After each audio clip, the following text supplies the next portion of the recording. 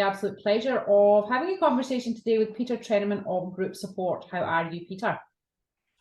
Really good, yes. Apart from the normal things, Friday afternoon, 4 o'clock or whatever. No, it's not that big. It's I haven't won the lottery, so I still have to do this. But I love it. I love it. It's great. You mean you do it for pure joy, Peter? Absolutely. So, how are you? Look, I'm very well, thank you. Now, Peter, you have got a very successful IT company. Thank you. You've got a team there. You're always ahead of the curve with regards to new technologies, new trends. Trying hard. Yep. You pride yourself on being able to solve the problems that other IT companies can't or won't. Now, that's why I like to have the conversations with you. And today you're coming from an interesting angle on what is the impact of AI in the workforce. Yep. And you're going to share, share three main points with us around that topic. So over to you, Peter. Okay.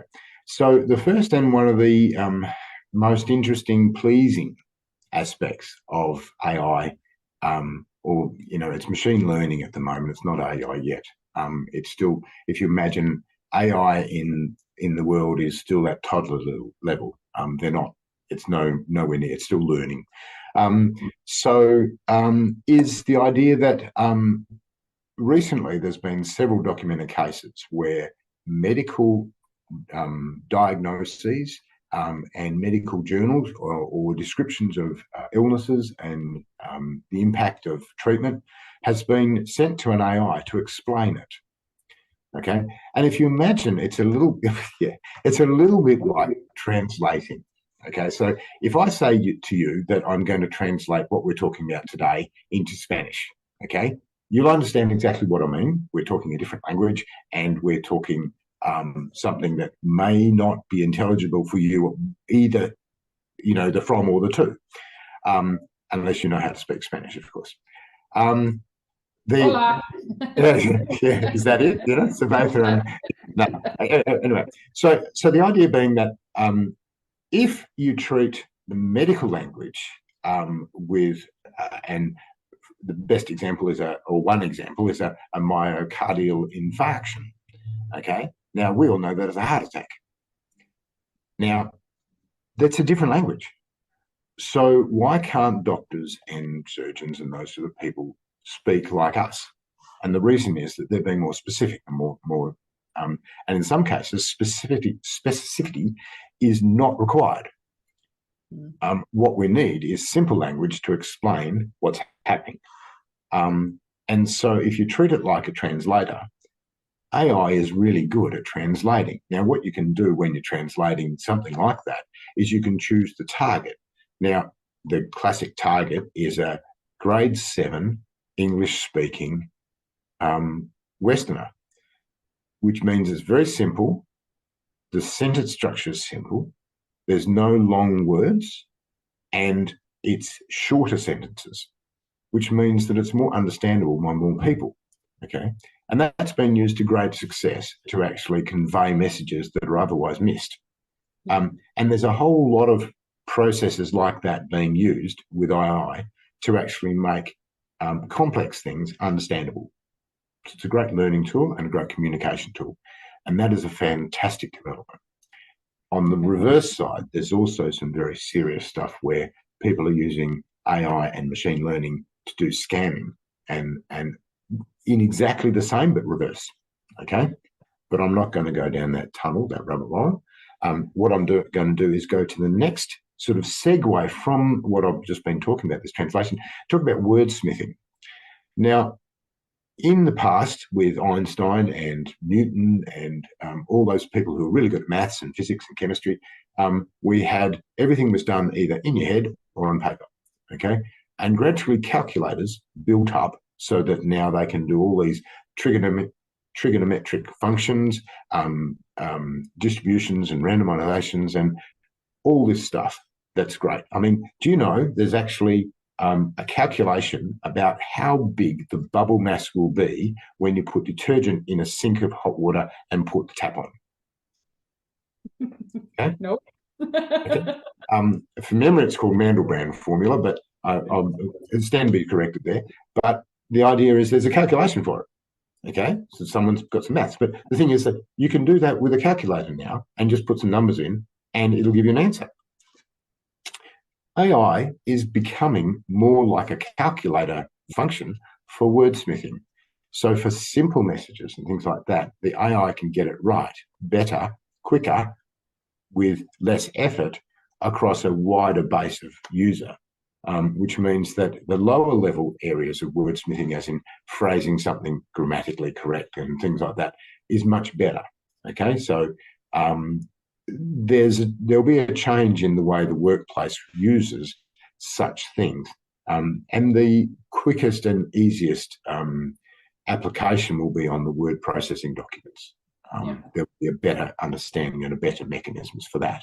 But if you think of the AI wordsmithing as being like a calculator, but for words, making that assembly of words and making that sort of understandable a lot better, a lot quicker, and everybody can do it. I mean, just think that even Dean could put together a paragraph of understandable English very quickly. It's debatable. It's a great image, isn't it? Anyway, yeah, and then the last thing, which is still to be decided, watch this space, is the idea that AI. There are no rules around AI. There's no laws. Where's intellectual property with AI? What's the jurisdiction of the governing laws in X, Y, or Z? Does a court have jurisdiction over AI? Does AI contain any mandates for what's the word? Copyright infringements and breaches. Yeah. Where does all that sit? Now, there's a long journey, okay, of legalese that is yet to be had. And it's in some ways a little bit scary because the people who are governing all that are old school. A lot of them aren't understanding the basic technology changes, let alone the speed at which machine learning can learn. Because machine learning will essentially learn almost twice as fast tomorrow as it did today. So it very soon will get out of control if we don't act. Now, not many people are understanding that yet. There's a whole lot of about it. We're thinking about it through this lens or this lens or this lens. And so my question to people is this ostrich behaviour? Are we just sticking our heads in the sand and saying it's too hard, don't want to deal with it? Okay. Are we really comfortable and going, it'll be fine, it'll be okay, it should be apples? Okay. Or are we going, where do we start?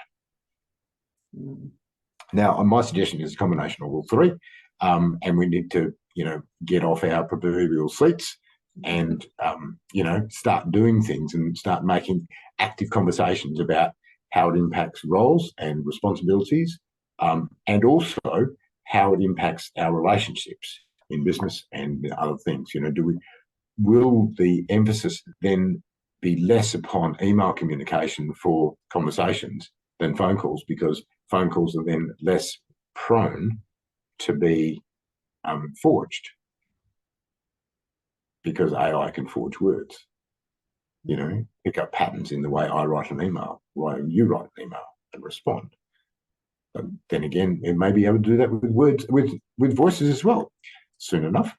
So there's a scary world there and there's a really good world there. And we need to take control of this and make sure that we understand what's going on and make it ours to be a tool, a lot like fire. A lot like fire. Fire is a bad master and a good tool. Yeah, okay. Yeah, okay. And that's just as simple as it is.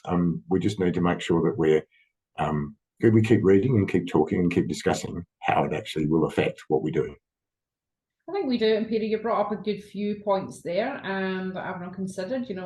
We're dealing it with, we're using it, we're doing a quick Google on, you know, is this copyright infringement? Are we going to be penalised by Google for using ChatGPT for writing articles and stuff like that? So we're doing it in this very small box, but we've not actually taken a step back and thought of the bigger picture on how is this going to affect the marketing function? How is it going to affect the people? Who's the boss? ChatGPT or the human behind that? You Yes. know, the simple things and like that. that's part of the questions I'm asking, you know. And I talked to my team about what do we need to behave and how do we need to check what we're doing. And in most cases, the easiest answer is to pick up the phone, which coincidentally is the name of this series. The Pick Up the Phone series. You got out of these questions. Well, this one's a little bit more than Pick Up the Phone series. I think we should, I feel a committee coming on, Peter, where it's you might be the chairman of philosophy or ideas there. I think that's what's coming up here. The images of my grandfather coming through, you know. It's the Pick Up the Phone series. You want to talk about IT, fix the problems, talk to someone in the know, prevent yourself a lot of heartache, money and time by making unnecessary mistakes. Speak to Peter Trenaman of Group Support for all your IT needs. Thank you. Peter, thank you very much. As always, it's been a pleasure. Adios.